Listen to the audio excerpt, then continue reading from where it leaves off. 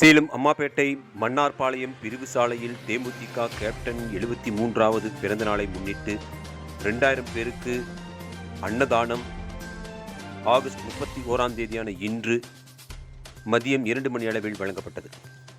இயன்றதை செய்வோம் இல்லாதவர்க்கு என்ற தாரக மந்திரத்தின் அடிப்படையில் தேமுதிக தலைவர் மறைந்த கேப்டன் விஜயகாந்த் அவர்கள் ஏழை எளிய மக்களுக்கு பல்வேறு நலத்திட்ட உதவிகளை வழங்கி வந்தார். மேலும் தனது பிறந்தநாளை வறுமை ஒழிப்பு தினமாக அறிவித்து ஏழை எளிய மக்களுக்கு நலத்திட்ட உதவிகளை வழங்கினார். அதன் அடிப்படையில் தேமுதிக நிறுவன தலைவர் மறைந்த கேப்டன் விஜயகாந்த் அவர்களின் 73வது பிறந்தநாள் விழா தமிழகம் முழுவதும் கடந்த ஒரு வாரமாக உற்சாகமாக கொண்டாடி வருகின்றனர். அதன் அடிப்படையில் சேலம் மாநகர் மாவட்ட தேமுதிக சார்பில் கேப்டன் பிறந்தநாள் விழா இன்று கொண்டாடப்பட்டது. அம்மாபேட்டை பகுதி சார்பாக நடைபெற்ற இந்த நிகழ்ச்சியில் 9வது வார்டுக்குட்பட்ட மன்னார்பாளையம் பிரிவு ரோட்டில் கேப்டன் பிறந்தநாளை முன்னிட்டு அன்னதானம் வழங்கும் நிகழ்ச்சி இன்று நடைபெற்றது.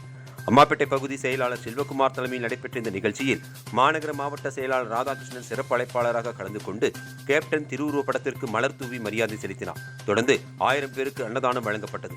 செயற்குழு உறுப்பினர் ஆசைத்தம்பி, பொதுக்குழு உறுப்பினர் நாராயணன், செவ்வாய்ப்பேட்டை பகுதி செயலாளர் தக்காளி ஆறுமுகம் மற்றும் 9வது வார்டு செயலாளர் MK ராஜா, அவைத்தலைவர் பார்த்திபன், பொருளாளர் செந்தில், துணை செயலாளர் கார்த்தி, ஆட்டோ செந்தில், நாகராஜ், மாரியப்பன், பிரதிநிதி தமிழரசன், ரவி, அறிவழகன், பிரேம்நாத், இளைஞரணி நல்லதம்பி, முத்துசாமி, மகளிரணி சுமதி, தனபாக்கியம், பத்மா உள்ளிட்ட நிர்வாகிகள், தொண்டர்கள் என ஏராளமானோர் கலந்து கொண்டனர்.